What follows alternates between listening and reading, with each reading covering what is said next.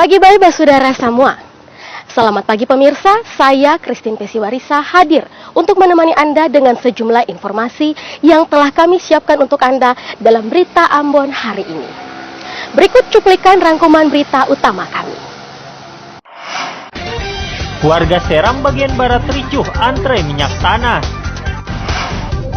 Menunggak pajak, sejumlah tempat usaha di Ambon disegel. Maluku Tengah punya kolam pemandian air panas untuk terapi berbagai penyakit.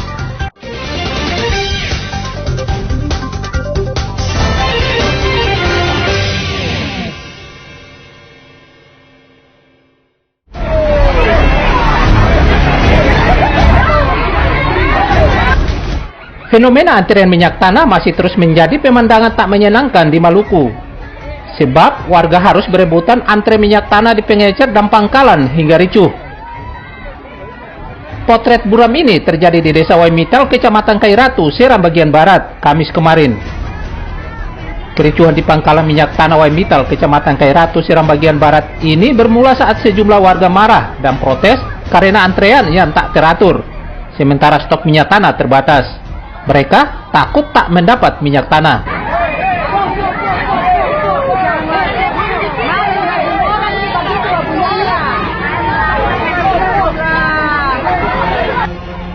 Sejumlah warga lainnya marah karena sudah lebih dari 5 jam mengantre, namun belum juga mendapat minyak tanah. Pemilik pangkalan kewalahan menghadapi protes warga.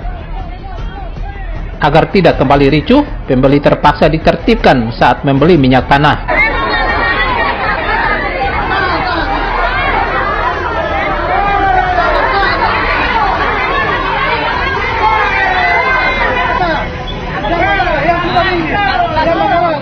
Di pengeluaran itu satu nomor otomatis 5 drum yang habis, tapi bisa habis 5 hari.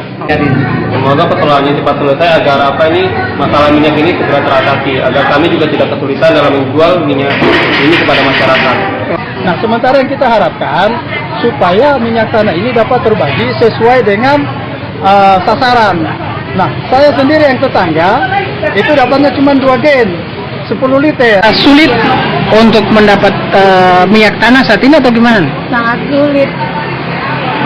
Maksudnya mungkin ada himbauan sedikit untuk pemerintah, mungkin ada tambahan, khususnya lebih untuk pasokan minyak tanah dikasih lebih agar maksudnya masyarakat bisa dapat menyeluruh kan, daripada begini antri tengah mati, apalagi ada yang sama ibu hamil, ada sama anak bayi. Stok minyak tanah di pangkalan ini terbatas, yakni 25 drum, padahal melayani ratusan warga. Akibatnya, warga hanya bisa membeli 10 liter.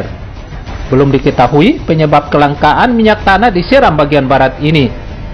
Hacim melaporkan dari Seram bagian barat.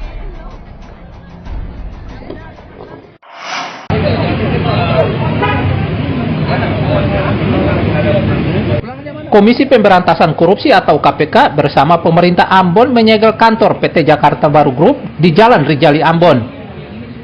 Penyegelan dengan pemasangan stiker tersebut dipimpin langsung Dian Ali, Koordinator Supervisi dan Pencegahan KPK RI Wilayah Maluku dan Papua. Penyegelan gedung PT Jakarta Baru Group ini bukan akibat tunggakan pajak gedung ini, namun untuk 3 bidang tanah milik John Sucahyo, pemilik perusahaan yang belum melunasi PBB, nilainya sekitar 146 juta rupiah.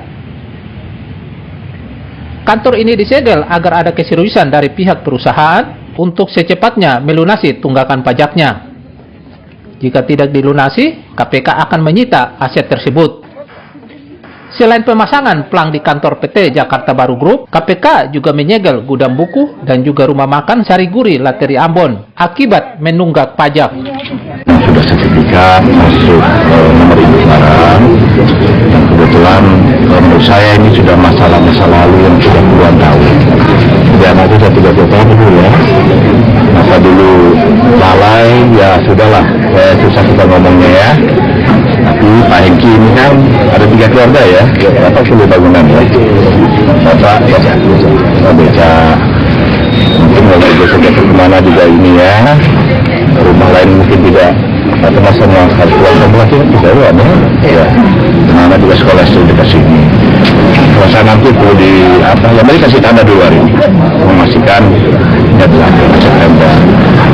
Selanjutnya mau seperti apa nanti ya perlu bicara lebih lanjut. Pada wajib pajak lainnya juga diimbau taat pajak guna menunjang pembangunan di negeri ini. Usman Mahu melaporkan dari Ambon.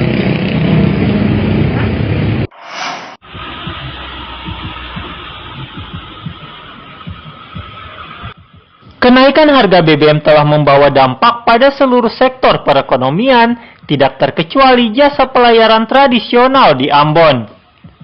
Agar tidak rugi, kini biaya angkut dinaikkan. Seperti Kopra dengan ukuran 24 kg, kini naik Rp265.000, padahal sebelumnya adalah Rp240.000 per karung. Begitu juga dengan semen per sak, sebelumnya dikenal biaya Rp20.000, kini Rp35.000 per sak. Kenaikan biaya tersebut guna menutupi mahalnya biaya operasional mereka. Meski begitu, mereka mengeluh karena kini sepi muatan akibat kenaikan harga BBM. Hanya itu muatnya 20 ton. Tapi sekarang mau paksa sampai 20, saya bisa lagi. Bisa karena dari Tanjung ke Tanjung muatnya agak jauh. Jadi memang bisa untuk mau diambil, cuma mau untuk mau pergi ambil itu minyak. Pengaruhnya ada di minyak. Tak hanya itu, untuk menghemat biaya operasional, waktu pelayaran pun dikurangi. Misalnya, jarak tempuh 500 km kini menjadi 300 km. Agar tidak terlalu merugi, pemerintah serta Dinas Perhubungan didesak untuk membantu kesulitan yang dialami pemilik jasa pelayaran tersebut. Usman Mahu dan Muhammad Syahrul Sunet melaporkan dari Ambon.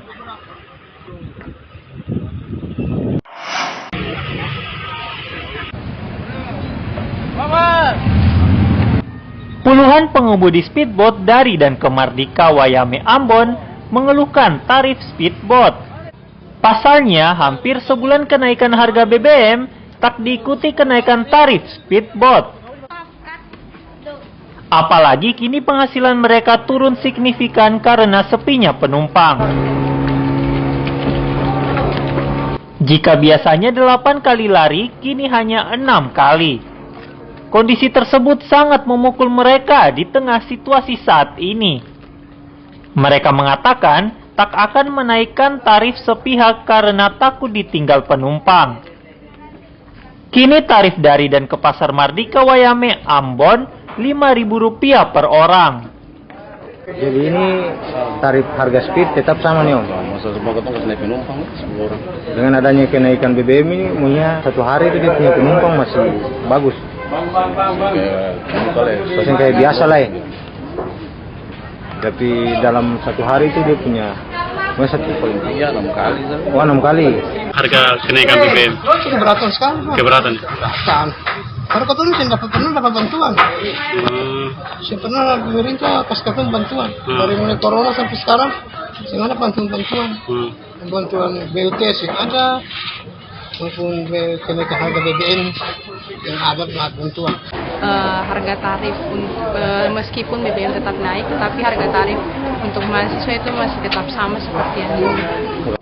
Kini pengemudi speedboat menanti kebijakan yang adil untuk mereka, sebab mereka serta keluarganya juga perlu hidup. Muhammad Syahrul Sunet dan Usman Mahu melaporkan dari Ambon.